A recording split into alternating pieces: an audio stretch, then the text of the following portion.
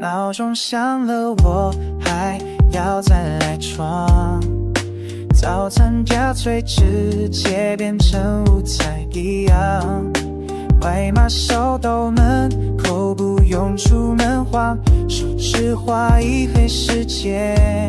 全都在身旁。沙发是我最爱的王座，追剧配仪式不需要理由，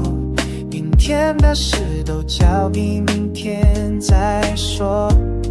人生何必太拼搏？这就是要吸引人生，慢一点也不算什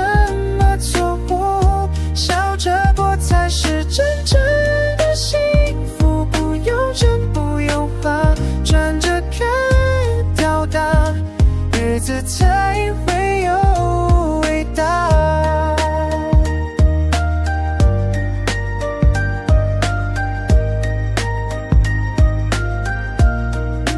逼着写到一半就先休息，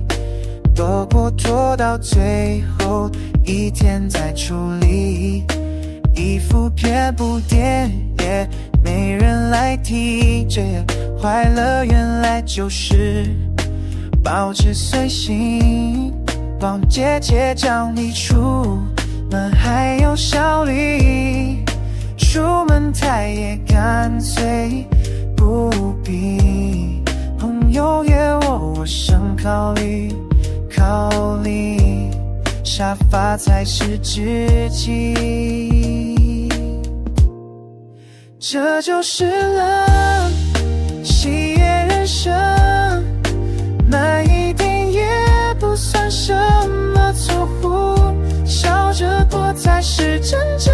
的幸福，不用这不用忙，躺着看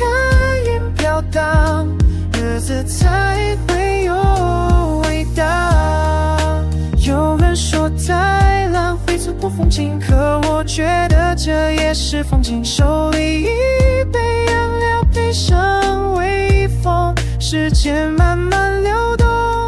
多轻松。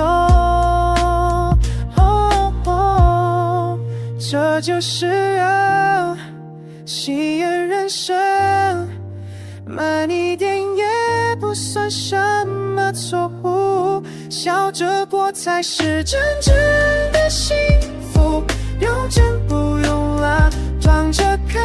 人飘荡，日子才也会有味道。